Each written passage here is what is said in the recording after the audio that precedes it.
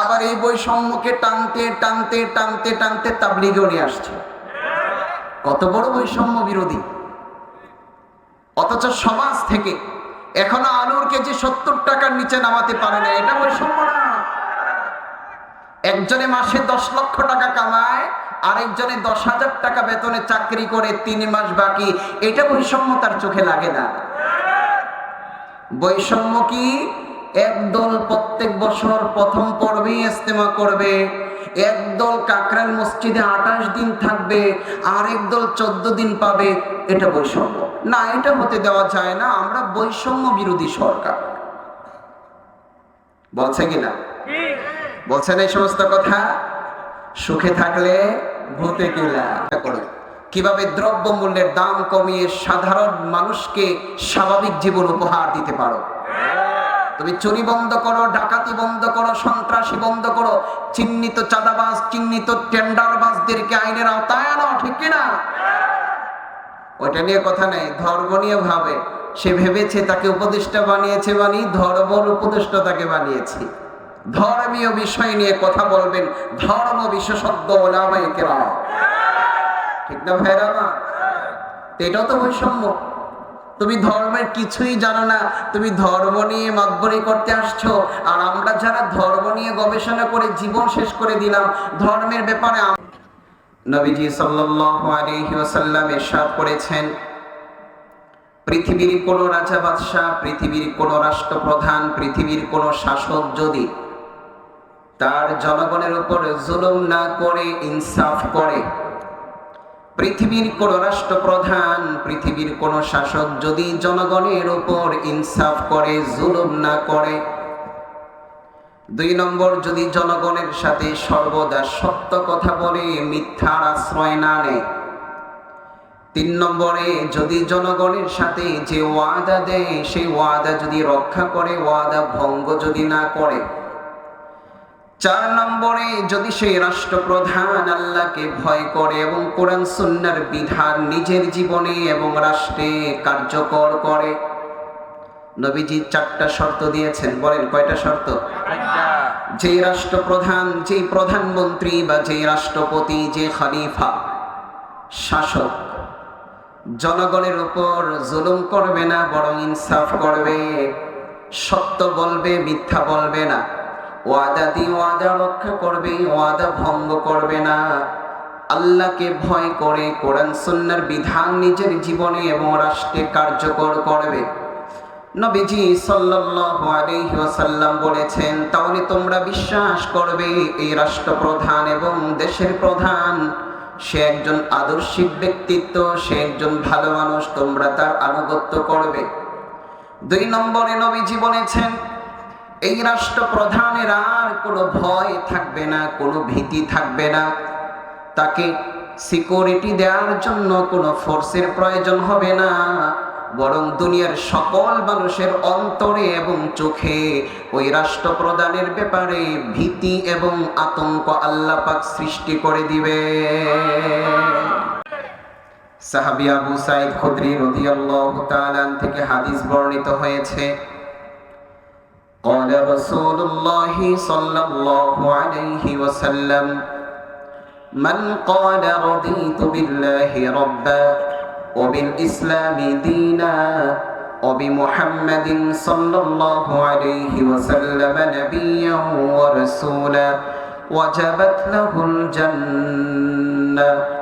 নবীজি বলেন, আবার কোন উম্মত নরনারী সকালে এবং সন্ধ্যায় 3 বার করে যদি আল্লাহকে বলে রাদিতু বিল্লাহি রাব্বা ওয়া বিল ইসলামি দীনা ওয়া বি মুহাম্মাদিন সাল্লাল্লাহু আলাইহি ওয়াসাল্লাম নাবিয়্যান ওয়া রাসূলা, ফজরের পরে 3 বার, মাগরিবের পরে 3 বার যদি এই কথা কেউ বলে, আবার নবী বলেন ওয়াজাবাত লাহুল জান্নাহ, আল্লাহ তাকে পুরস্কার দেন, তার জন্য আল্লাহ তৈরি জান্নাত ওয়াজিব হয়ে যায়। আল্লাহ যত বড় তার পুরস্কার তত বড়। আচ্ছা বলুন তো, এই কথাটা সকালে 3 বার, সন্ধ্যায় 3 বার বলাটা বড় কষ্টের বিষয়? একটু মনোযোগ দিয়ে, একটু মনে করিয়ে অভ্যাসে পরিণত করে ফেলুন। 1 মাস চেষ্টা করুন, ইনশাআল্লাহ একটা সময় জিহ্বায় ফিট হয়ে যাবে। ঠিক কি না? সূরা ফাতিহা আমাদের জিহ্বায় ফিট হয়ে গেছে না? সূরা ইখলাস জিহ্বায় ফিট হয়ে গেছে না? আল্লাহু আকবার বলে নামাজে দাঁড়ানোর পরে কি জিহ্বা স্টার্ট দিতে হয় যে সূরা ফাতিহা পড়? জিহ্বা অটোমেটিক সূরা ফাতিহা পড়তে থাকে। ঠিক কি না? আমি কিন্তু দোকানের হিসাব করি নামাজে দাঁড়িয়ে, জিহ্বা কিন্তু অটোমেটিক সূরা ফাতিহা পড়ে, কারণ জিহ্বার উপরে সূরা ফাতিহাটা ফিট হয়ে গেছে। ঠিক কি না? একটা আমল যদি আপনি 2 মাস 4 মাস 5 মাস কষ্ট করে মনে করে করে করে অভ্যাস করে ফেলতে পারেন, ওই সময় আসলে আপনি আপনার ব্রেন জিহ্বাকে স্মরণ করিয়ে দিবে, জিহ্বা অটোমেটিক সেই দোয়াটা পড়তে থাকবে। সুবহানাল্লাহ। আল্লাহ আমাদের সবাইকে, সব ভাইকে, পর্দার অন্তরালের সকল মা বোনদেরকে এই ছোট্ট দোয়াটি সকালে 3 বার, সন্ধ্যায় 3 বার পরে আল্লাহর তৈরি জান্নাতের মেহমান হওয়ার তৌফিক দেন। পড়ুন আমিন। জোরে বলেন আমিন। ভাইরা আমার, আমি আপনাদের সম্মুখে কোরআন মাজিদের 2টি সূরা থেকে 2টি আয়াতের অংশ বিশেষ পাঠ করেছি। প্রথম যে আয়াতটি পড়েছি কোরআন মাজিদের সূরাতুন নিসা, সূরা নিসার 59তম আয়াতের অংশ বিশেষ আমি তেলাওয়াত করেছি। ইনশাআল্লাহ যে কয়েক মিনিট কথা বলবো এই আয়াতের উপর ভিত্তি করে গুরুত্বপূর্ণ বর্তমান সময় উপযোগী কিছু কথা বলার চেষ্টা করব। তৌফিক দিবেন কে? আল্লাহ। কথাগুলো মনোযোগ দিয়ে শুনবে কারা? জোরে বলেন না। আগেরটা তো ঠিকই জোরে বলছেন আল্লাহ, যখন নিচের কাঁধে আসছে আওয়াজটা ছোট হয়ে গেছে। এটাই বাঙালি, অধিকারের ব্যাপারে সচেতন, দায়িত্বের ব্যাপারে বড়ই অসচেতন। ঠিক না? মাসের 5 তারিখের জায়গায় 7 তারিখে যদি ফ্যাক্টরি মালিক, গার্মেন্টসের মালিক বেতন না দেয়, রাস্তায় দাঁড়িয়ে যায় আর ফ্যাক্টরি গার্মেন্টস ভাঙচুর করে। কিন্তু উনি যে সকাল 8টায় যাওয়ার কথা, মাসের 23 দিন সকাল 9টায় গেছে, এই কারণে যদি বেতন কেটে দেয় তখন কে মালিকটা খাচ্ছ? কথা বলেন ঠিক না? আমরা সবাই যারটা বুঝি, সবাই যারটা বুঝি। অধিকারের ব্যাপারে সচেতন, দায়িত্বের ব্যাপারে বড় অসচেতন। কথা বলার তৌফিক দিবেন কে? আল্লাহ। কথাগুলো মনোযোগ দিয়ে শুনবে কারা? রাজি আছে ইনশাআল্লাহ? এই পৃথিবীতে একজন বড় প্রখ্যাত মুফাসসির ছিলেন, ইসমাঈল হাক্কি রাহমাতুল্লাহি আলাইহি। তার একটি তাফসীরের কিতাব আছে রুহুল বায়ান। মুফাসসির ইসমাঈল হাক্কি রাহমাতুল্লাহি আলাইহি তার তাফসীরের কিতাব রুহুল বায়ানে কোরআন মাজিদের সূরাতুন নিসার 59তম আয়াতের ব্যাখ্যায় নবীজির একটি হাদিস উল্লেখ করে চমৎকার একটা ওয়াকিয়া উল্লেখ করেছেন। নবীজি সাল্লাল্লাহু আলাইহি সাল্লামের হাদিসটা আগে শুনেন। নবীজি সাল্লাল্লাহু আলাইহি ওয়াসাল্লাম ইরশাদ করেছেন, পৃথিবীর কোন রাজা বাদশা, পৃথিবীর কোন রাষ্ট্রপ্রধান, পৃথিবীর কোন শাসক যদি তার জনগণের উপর জুলুম না করে ইনসাফ করে, পৃথিবীর কোন রাষ্ট্রপ্রধান, পৃথিবীর কোন শাসক যদি জনগণের উপর ইনসাফ করে, জুলুম না করে, 2 নম্বর যদি জনগণের সাথে সর্বদা সত্য কথা বলে, মিথ্যার আশ্রয় না নেয়, 3 নম্বরে যদি জনগণের সাথে যে ওয়াদা দেয় সেই ওয়াদা যদি রক্ষা করে, ওয়াদা ভঙ্গ যদি না করে, 4 নম্বরে যদি সেই রাষ্ট্রপ্রধান আল্লাহকে ভয় করে এবং কোরআন সুন্নাহর বিধান নিজের জীবনে এবং রাষ্ট্রে কার্যকর করে। নবীজি 4টা শর্ত দিয়েছেন। বলেন কয়টা শর্ত? যে রাষ্ট্রপ্রধান, যে প্রধানমন্ত্রী বা যে রাষ্ট্রপতি, যে খলিফা, শাসক জনগণের উপর জুলুম করবে না, বরং ইনসাফ করবে, সত্য বলবে, মিথ্যা বলবে না, ওয়াদা দিয়ে ওয়াদা রক্ষা করবে, ওয়াদা ভঙ্গ করবে না, আল্লাহকে ভয় করে কোরআন সুন্নাহর বিধান নিজের জীবনে এবং রাষ্ট্রে কার্যকর করবে। নবীজি সাল্লাল্লাহু আলাইহি ওয়াসাল্লাম বলেছেন, তাহলে তোমরা বিশ্বাস করবে এই রাষ্ট্রপ্রধান এবং দেশের প্রধান সে একজন আদর্শিক ব্যক্তিত্ব, সে একজন ভালো মানুষ, তোমরা তার আনুগত্য করবে। 2 নম্বরে নবীজি বলেছেন, এই রাষ্ট্রপ্রধানের আর কোনো ভয় থাকবে না, কোনো ভীতি থাকবে না, তাকে সিকিউরিটি দেওয়ার জন্য কোনো ফোর্সের প্রয়োজন হবে না, বরং দুনিয়ার সকল মানুষের অন্তরে এবং চোখে ওই রাষ্ট্রপ্রধানের ব্যাপারে ভীতি এবং আতঙ্ক আল্লাহ পাক সৃষ্টি করে দিবে। পৃথিবীর কোনো মানুষ সেই রাষ্ট্রপ্রধানের দিকে তাকাইলে এবং তার নাম শুনলে একটা ভয় চলে আসবে, সুতরাং ওই শাসকের ক্ষতি করার জন্য তার কাছেও যেতে পারবে না। সুবহানাল্লাহ পড়বেন না? শর্ত কি? ওই রাষ্ট্রপ্রধান জনগণের উপর জুলুম করতে পারবে না, ইনসাফ করবে, মিথ্যা বলতে পারবে না, সর্বদা সত্য কথা বলবে, ওয়াদা দিয়ে ওয়াদা ভঙ্গ করতে পারবে না, ওয়াদা পুরা করবে, এবং সে সর্বদা আল্লাহকে ভয় করে কোরআন সুন্নাহর বিধান তার দেশে বাস্তবায়ন করবে। তাহলে ওই রাষ্ট্রপ্রধানের সিকিউরিটি, ওই রাষ্ট্রপ্রধান এবং ওই দেশের শাসকের নিরাপত্তার দায়িত্ব আল্লাহ তার নিজ হাতে নিয়ে নেবেন। সুবহানাল্লাহ।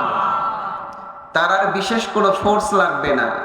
কোথাও যেতে হলে 2 ঘন্টা আগে রাস্তাঘাট বন্ধ করে দিতে হবে না, যেটা আমাদের দেশে হয়, ঠিক কি না?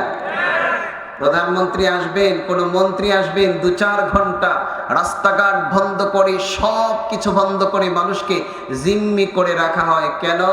সাহেবে ভয় পায় মানুষের সাথে মিশলে কেউ যদি আবার গুলি করে দেয়, ঠিক কি না? চোরের মন সর্বদাই, বলুন, চোরের মন সর্বদাই।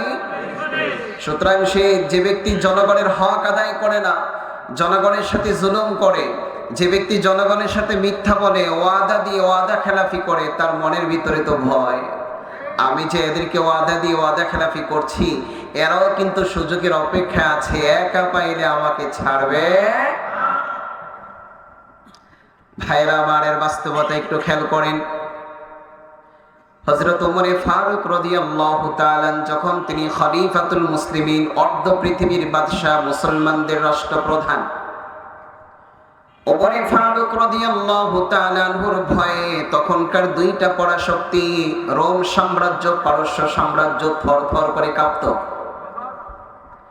ওমর ফারুক রাদিয়াল্লাহু তাআলা আনহুর কাছে একবার রোম সাম্রাজ্য থেকে রোম সম্রাট দামি দামি কিছু কাপড় চোপড় এবং জুব্বা, কাপড়, বস্ত্রাদি হাদিয়া পাঠিয়েছে। খুব মনোযোগ দিয়ে শুনে। রোম সাম্রাজ্যের রোম সম্রাট, রোমের যে সরকার প্রধান রাজা, সে একজন মানুষের মাধ্যমে হযরত ওমর ফারুক রাদিয়াল্লাহু তাআলা আনহুর কাছে কিছু গিফট পাঠিয়েছে। সেখানে অনেক দামি দামি কাপড় ছিল, জুব্বা ছিল, আরো দামি দামি অনেক জিনিস ছিল।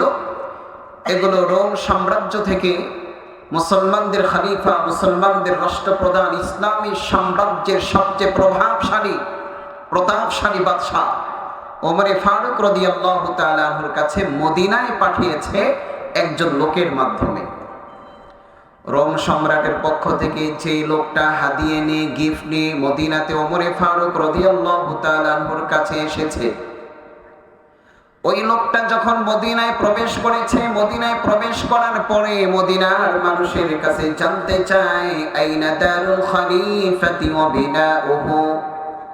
মদিনায় সে লোকটা জিজ্ঞেস করে, তোমাদের রাষ্ট্রপ্রধান, তোমাদের প্রতাপশালী রাষ্ট্রপ্রধান ওমরের রাজভবন কোথায়?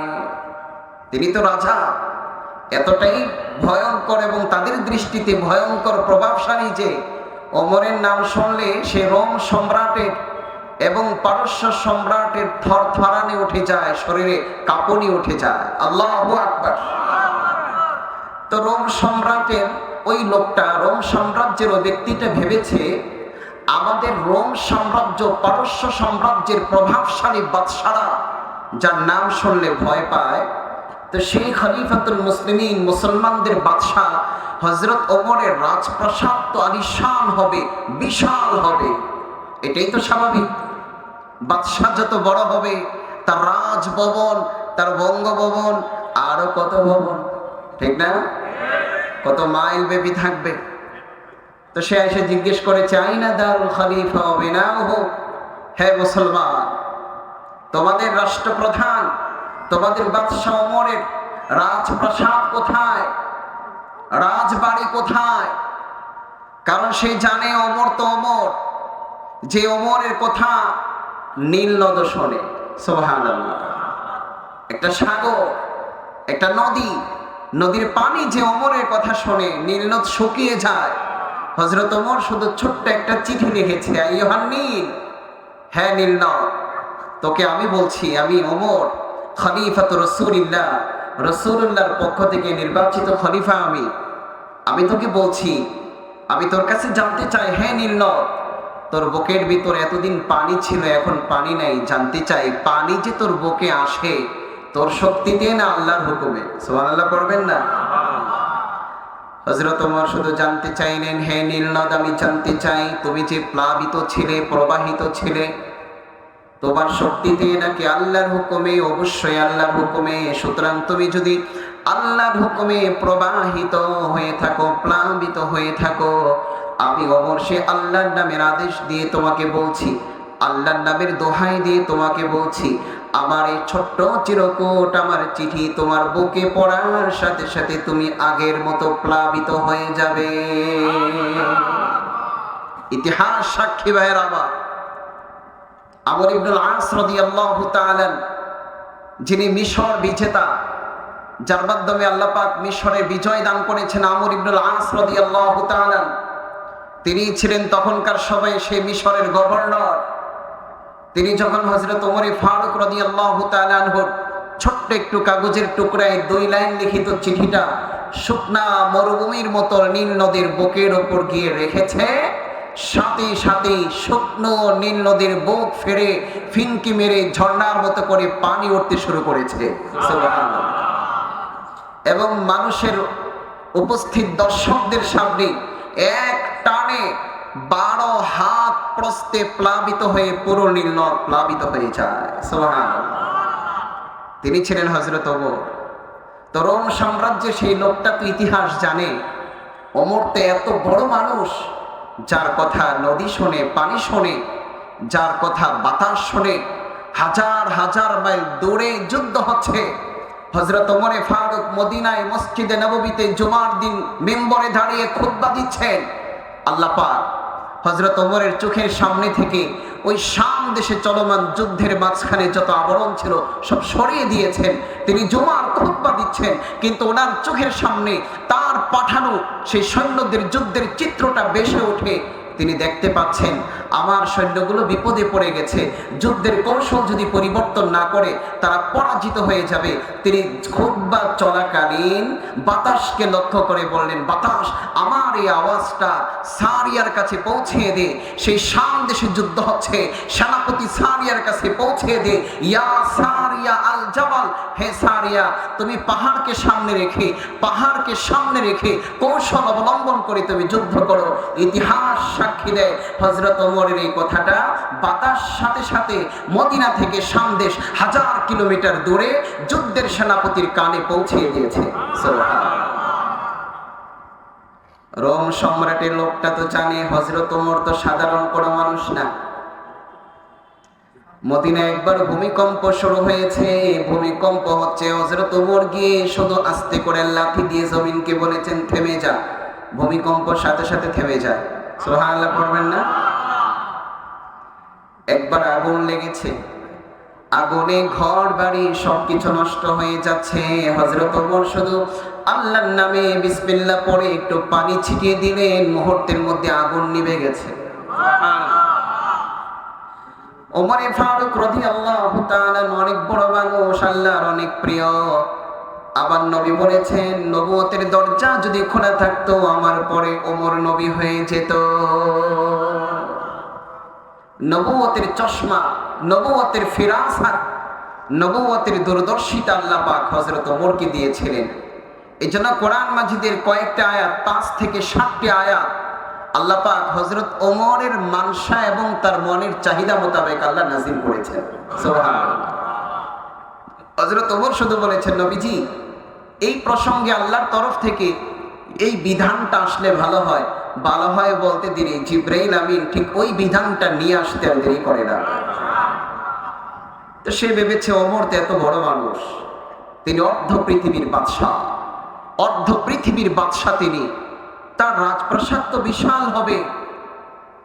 লোকজন বলল, ভাই তোমার ধারণা ভুল, দুনিয়ার রাজা বাদশাহ ইসলামী শাসনতন্ত্র, ইসলামী শাসন ব্যবস্থার খলিফার মাঝে এটাই পার্থক্য। দুনিয়ার রাজা বাদশাহ মনে করে আমি এই দেশের মালিক, সকল সম্পদ আমার, আমি খাইয়া পইরা থাকলে জনগণ খাবে। কথা বলেন ঠিক কিনা? আচ্ছা, আপনি খাওয়ার পরে আমরা খাবো, কিন্তু খাইয়াই শেষ না, 4টা 5টা 10টা 20টা বিদেশও টাকা পাঠায়। আচ্ছা, আপনি খান, দেশেই খান, ঠিক কিনা? যা করবেন দেশেই করেন, দেশের সম্পদ দেশেই থাকুক না, এতেও পেট ভরে না। দেশটাকে এমন ভাবে নিজের বাবার বাড়ি এবং পৈতৃক ভিটা মনে করে, দেশের সম্পদ তো লুটে পুটে খায়, আবার এই দেশের সম্পদ বিদেশেও পাচার করে, ঠিক না? এরা দুনিয়ার ডেমোক্রেসির প্রধানমন্ত্রী, গণতন্ত্রের। এই সেকুলার ডেমোক্রেসি মানুষকে এটাই শিখায়, তুমি দেশের মালিক। কিন্তু ইসলামী শাসন ব্যবস্থা, কোরআন সুন্নাহর শাসন ব্যবস্থা যে জমিনে বাস্তবায়ন হবে, সেখানে যিনি খলিফা হবেন, ওই খলিফা কখনো নিজের দেশের মালিক ভাবে না, বরং ওই দেশের প্রত্যেকটা জনগণের খাদেম ভাবে। সে মনে করে আমার দেশের সবাই খাওয়ার পরে, সবার পেটের ক্ষুধা নিবারণ হওয়ার পরেই আমার জন্য খাওয়া বৈধ। আমার দেশে একজন মানুষ যতক্ষণ ক্ষুধার্ত থাকবে, আমি বাদশাহ, আমি খলিফা খেতে পারি না। এটাই ইসলামী খেলাফতের শিক্ষা। ভাইয়েরা, আবার গিয়ে দেখেন আফগানিস্তানে, বিশ্বাস না হলে গিয়ে দেখেন, সম্ভব হলে আফগানিস্তানে যাবেন।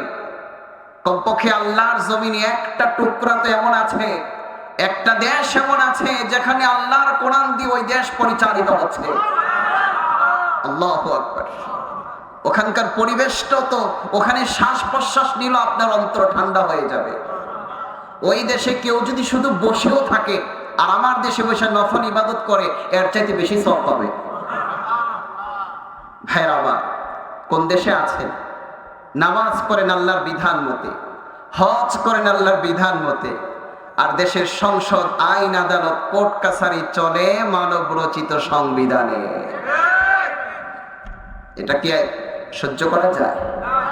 বরদাস্ত করা যায়? ভাইয়েরা আমার, এই জন্য ভাইয়েরা আমার, আওয়াজ তোলেন, জমিন যার, হুকুম চলবে তার। কথা বলেন, জমিনের মালিক যিনি, হুকুম চলবে তার। ভাইয়েরা আমার, আমাদেরকে ডেমোক্রেসি, এই গণতন্ত্র, রাজতন্ত্র, অভিজাততন্ত্র, এই তন্ত্রমন্ত্র আমাদেরকে শিখিয়েছে ধর্ম যার যার, রাষ্ট্র সবার। বলে না? বলে ধর্ম যার যার, রাষ্ট্র সবার। ধর্ম ব্যক্তিগত ব্যাপার, ধর্ম ব্যক্তিগত ব্যাপার নয়। ধর্ম, ইসলাম কমপ্লিট কোড অফ লাইফ। ইসলাম একটি পূর্ণাঙ্গ জীবন বিধান, ঠিক কিনা ভাইয়েরা আমার? শুধু ইসলাম দিয়ে আমার ব্যক্তি চলবে, সমাজ চলবে না। ইসলাম দিয়ে মসজিদ চলবে, সংসদ চলবে না। ইসলাম দিয়ে শুধু মাদ্রাসা চলবে, অর্থনীতি চলবে না। পৃথিবীতে ইসলাম এমন অপূর্ণাঙ্গ ধর্ম নয়, ইসলাম পূর্ণাঙ্গ ধর্ম। মানব জীবনের যে কয়টা শাখা আছে, সব শাখা ইসলামের বিধান আছে। এছাড়া ভাইরা, রাজনীতিও চলবে ইসলাম দিয়ে। কথা বলেন, ব্যবসা চলবে ইসলাম দিয়ে, অর্থনীতি চলবে ইসলাম দিয়ে, সংসদ চলতে হবে ইসলাম দিয়ে, ঠিক কিনা? আইন, আদালত, কোর্ট কাছারি চলতে হবে ইসলাম দিয়ে। তবে আমি আর আপনি পূর্ণাঙ্গ মুসলমান, নতুবা আমি আর আপনি কাটছাট মুসলমান, ঠিক না? আল্লাহ কি কাটছাট মুসলিম হইতে বলেছেন না পূর্ণাঙ্গ মুসলমান হতে বলেছেন? ইয়া আইয়ুহাল্লাযীনা আমানু দুখুলু ফিস-সিলমি কাফা। ইসলামে পরিপূর্ণরূপে প্রবেশ করতে হবে। এজন্য ভাইরা আমার, অনেক তন্ত্র মন্ত্র দেখেছেন পৃথিবীতে, কিন্তু দেখেছেন যে লাও সেই কদু, ঠিক কিনা? যে লাও সেই কদু। এজন্য এই পৃথিবী থেকে বিশৃঙ্খলা, ফিতনা, চুরি, ডাকাতি, সন্ত্রাসী, রাহাজানি, চাঁদাবাজি, বৈষম্য, যে বৈষম্য বিরোধী আন্দোলন করে বৈষম্যের সরকার, এই প্রকৃত বৈষম্য দূর করতে হলে কোরআন এবং সুন্নাহর বাংলাদেশ গড়তে হবে। ইসলাম ছাড়া আর কোন তন্ত্র মন্ত্র কোনদিন সমাজ থেকে বৈষম্য দূর করতে পারবে সম্ভব নয়। যারা বৈষম্য দূর করতে আসবে তারা আবার বৈষম্য সৃষ্টি করবে। হচ্ছে না? হচ্ছে কিনা? নিজেরাই বৈষম্যের শিকার। আবার এই বৈষম্যকে টানতে টানতে টানতে টানতে তাবলীগেও নিয়ে আসছে। কত বড় বৈষম্য বিরোধী! অথচ সমাজ থেকে এখনো আলুর কেজি 70 টাকার নিচে নামাতে পারে না। এটা বৈষম্য না। একজনে মাসে 10 লক্ষ টাকা কামায়, আরেকজনে 10,000 টাকা বেতনে চাকরি করে, 3 মাস বাকি। এটা বৈষম্য তার চোখে লাগে না। বৈষম্য কি? একদল প্রত্যেক বছর প্রথম পর্বে ইজতেমা করবে, একদল কাকরাইল মসজিদে 28 দিন থাকবে, আরেক দল 14 দিন পাবে। এটা বৈষম্য না, এটা হতে দেওয়া যায় না। আমরা বৈষম্য বিরোধী সরকার। বলছে কিনা? বলছেন এই সমস্ত কথা? সুখে থাকলে ভূতে কিলা। আদার ব্যাপারে জাহাজের খবর নিতে গেছে, ঠিক কিনা? তোমাকে উপদেষ্টা বানানো হয়েছে, রাষ্ট্র নিয়ে চিন্তা করো কিভাবে দ্রব্য মূল্যের দাম কমিয়ে সাধারণ মানুষকে স্বাভাবিক জীবন উপহার দিতে পারো। তুমি চুরি বন্ধ করো, ডাকাতি বন্ধ করো, সন্ত্রাসী বন্ধ করো, চিহ্নিত চাঁদাবাজ, চিহ্নিত টেন্ডারবাজদেরকে আইনের আওতায় আনো, ঠিক কিনা? ওইটা নিয়ে কথা নেই, ধর্ম নিয়ে ভাবে। সে ভেবেছে তাকে উপদেষ্টা বানিয়েছে, ধর্মের উপদেষ্টা তাকে বানিয়েছি। ধর্মীয় বিষয় নিয়ে কথা বলবেন ধর্ম বিশেষজ্ঞ ওলামায়ে কেরাম, ঠিক না ভাইরা আমার? এটাও তো বৈষম্য। তুমি ধর্মের কিছুই জানো না, তুমি ধর্ম নিয়ে মাতবরি করতে আসছো। আর আমরা যারা ধর্ম নিয়ে গবেষণা করে জীবন শেষ করে দিলাম, ধর্মের ব্যাপারে আমাদের থেকে কিছুই জিজ্ঞেস করো না। এটা তো চরম বৈষম্য। কথা বলেন। বৈষম্য যাদেরকে আপনি সমান সমান দিতে চাচ্ছেন, যে সাদিয়ানি ভাইদেরকে বাংলাদেশে তাদের পার্সেন্ট কত, আর শুরাই নিজামে ওলামায়ে কেরামের তত্ত্বাবধানে দাওয়াত ও তাবলীগের কাজ করে এদের পার্সেন্ট কত? সর্বোচ্চ এদের 5%, আমরা হলাম 95%। তো যদি আপনি বৈষম্য দূর করতে চান, তারা তো 30 বছর পরেও একবার ইজতেমা পায় না। কথা বলেন। বৈষম্য বুঝেন আপনি? এজন্য যার যে দায়িত্ব সেটা নিয়ে থাকা উচিত। আদার ব্যাপারে জাহাজের খবর নেয়া লাভ নাই, ঠিক কিনা ভাইরা আমার? ওমরে ফারুক রাদিয়াল্লাহু তাআলা তিনি দুনিয়ার কোন রাজা বাদশা ছিলেন না। তিনি ছিলেন একটি ইসলামী শাসন ব্যবস্থার খলিফা। আল্লাহর পক্ষ থেকে তার উপরে ইসলামী শাসন ব্যবস্থার দায়িত্ব ছিল। তিনি নিজেকে খাদেম মনে করতেন। এই জন্য মানুষ বলেছে, ভাই তুমি আমাদের মুসলমানদের খলিফা ওমরকে দুনিয়ার রাজা বাদশাদের মতো ভাবছো, তুমি ভুল করছো। লাইসা লাহু দারুন আযীম ওয়া লাহু বাইতুন সাগীর। আমাদের খলিফার বিশাল বড় রাজপ্রাসাদ নাই, আছে ছোট্ট একটা কুঁড়ে ঘর। আমাদের বাদশা রাজপ্রাসাদ নাই, এই ভবন সেই ভবন, এই প্রাসাদ সেই প্রাসাদ, বাংলো এগুলো নাই, আছে বাইতুল সগীর, তার ছোট্ট একটা ঘর। কোথায় সেই ঘর? আমাকে ঠিকানাটা দেখিয়ে দাও। হযরত ওমরের ঘর কোথায়? লোকজন তাকে দেখিয়ে দিল। রোম সাম্রাজ্যের সেই লোকটা হযরত ওমরে ফারুক রাদিয়াল্লাহু তাআলা, যিনি অর্ধ পৃথিবীর বাদশা। আল্লাহু আকবার। যিনি মুসলমানদের রাষ্ট্রপ্রধান। বাতাস যার কথা শোনে, আগুন যার কথা শোনে, মাটি যার কথা শোনে, পানি যার কথা শোনে। আল্লাহু আকবার। নবীজি সাল্লাল্লাহু আলাইহি ওয়াসাল্লাম কয়েকবার স্বপ্নে জান্নাতে গিয়েছেন। প্রত্যেকবার নবীজি হযরত ওমরের বালাখানা দেখে আসছেন। সুবহানাল্লাহ পড়বেন না?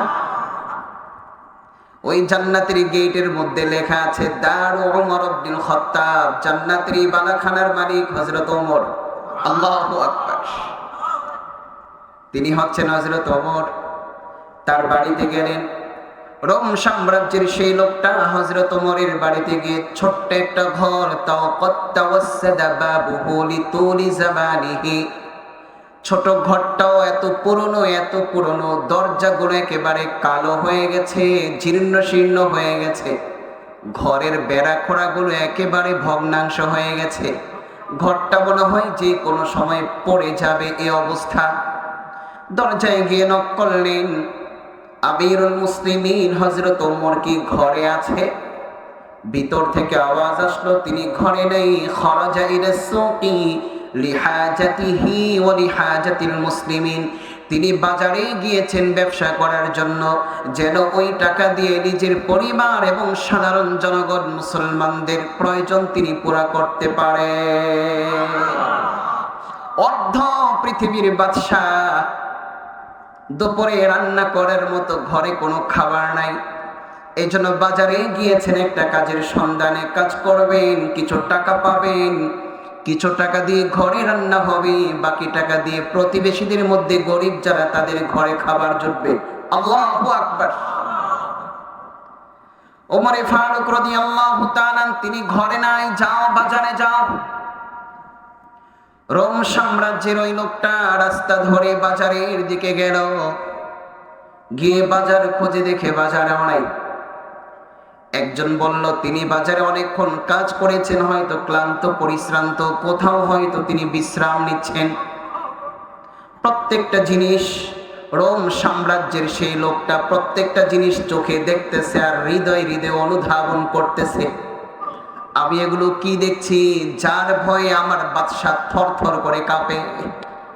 আর সেই অর্ধ পৃথিবীর বাদশা কেমন সাদা সাপটা সহজ সরল জীবন যাপন। আরে মানুষ হলেই তো তারাই তো মানুষ। সর্বশেষ খুঁজতে খুঁজতে গিয়ে দেখে বাজারের পাশে একটা ভাঙ্গা দেয়াল, খেজুর বাগানের একটা দেয়াল, ওই দেয়ালের নিচে একটু ছায়া। ওমরে ফারুক রাদিয়াল্লাহু তাআলা খেজুর বাগানের দেয়ালের ছায়ার মধ্যে মাটির মধ্যে তিনি শুয়ে আছেন, মাটির মধ্যে শুয়ে আছেন, তিনি ঘুমিয়ে আছেন। এটা দেখার পরে রোম সাম্রাজ্যের সেই লোকটা নিজেকে আর নিয়ন্ত্রণ করতে পারল না। কাছে গিয়ে বলল, আমিরুল মুসলিমিন, মুসলমানদের বাদশা ওমর, শোনেন, আপনার সব কিছু দেখে, আপনার চেহারা দেখে, আপনার জীবনযাপন দেখে, আপনার লাইফ স্টাইল দেখে আমার মন বলছে, এই কথাই বলছে, আপনি আপনার জনগণের মাঝে ইনসাফ কায়েম করেছেন, ফলে আপনি নিরাপদ হয়ে গেছে। আমি আপনার চোখে মুখে কোনো ভয় দেখছি না। আপনি জনসম্মুখে ওপেন জায়গায় শুয়ে আছেন, কেউ আপনাকে টাচ করছে না। আপনার সিকিউরিটি দেওয়ার জন্য আপনার আশপাশে কোনো ফোর্স দেখছি না। আপনি এত প্রশান্ত, নিজেকে এত নিরাপদ ভাবছেন কেন? এর কারণ একটাই, আপনি জনগণের মাঝে ইনসাফ প্রতিষ্ঠা করেছেন, জনগণের হক আদায় করেছেন। এই জন্য জনগণের ব্যাপারে আপনার কোনো ভয় নাই। আর উমারাউনা যালামুনা, আমাদের দুনিয়ার রাজা বাদশা তারা জনগণের উপর ইনসাফ তো করে না, তারা জনগণের উপর জুলুম করে। এই জন্য তারা নিজেদের সেফটির জন্য অনেক ফোর্স রাখতে হয়, ঠিক কি না? আপনি ইনসাফ করেছেন জনগণের উপরে, দেশের জনগণের হক আদায় আপনি করেছেন, জনগণের সেবক আপনি হয়েছেন। এই জন্য জনগণ থেকে আপনার কোনো ক্ষতির কল্পনাই আপনি করেন না, বরং আপনি জানেন জনগণ তার জীবন দিয়ে হলে আপনার একটা পশমের হেফাজত করবে, ঠিক না? কিন্তু আমাদের দুনিয়ার রাজা বাদশাগুলো, তারা যেহেতু জুলুম করে, জনগণের হক মেরে খায়, এই জন্য তাদের মনে অনেক ভয়। ফায়াহতাজুনা ইলাল হুসুনি ওয়াল জুয়ুশ, এই জন্য দুনিয়ার রাজা বাদশারা নিজেকে হেফাজত করার জন্য, নিজের সিকিউরিটির জন্য 3 স্তরে, 4 স্তরে, 5 স্তরে, 6 স্তরে ফোর্স আর ফোর্স, ঠিক না? এরপরও দেখো উপর থেকে ড্রোন হামলা, ঠিক না? কথা বলেন। আবার সেই ড্রোন হামলাকে আঘাত প্রতিহত করার জন্য, সেই ড্রোন প্রতিহত করার জন্য সেই ব্যবস্থাও করে রাখে। কি পরিমাণ ভয়! ভয় কেন? তারা জনগণের মাঝে ইনসাফ প্রতিষ্ঠা করতে পারে, ঠিক কিনা ভাইয়েরা আমার? এই জন্য ভাইয়েরা আমার, সিদ্ধান্ত একটাই, আমি আর আপনি শান্তি চাই কিনা? জোরে বলতে হবে, শান্তি চাই, নিরাপদ জীবন চাই, নিরাপদ জীবন চাই আমরা, শান্তি চাই আমরা।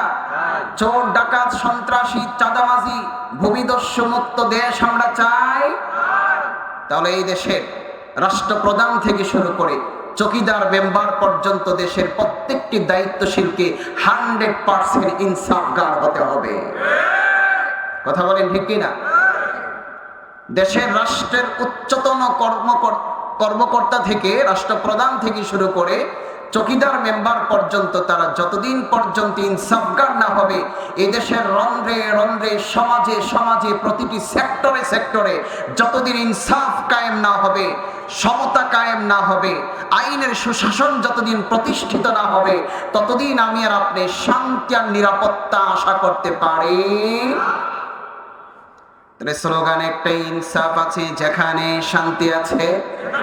জোরে জোরে, ইনসাফ আছে যেখানে, ইনসাফ আছে যেখানে, নিরাপত্তা আছে সেখানে। নিরাপত্তা যদি চাই, ইনসাফ প্রতিষ্ঠিত হতে হবে। বুঝে আসছে?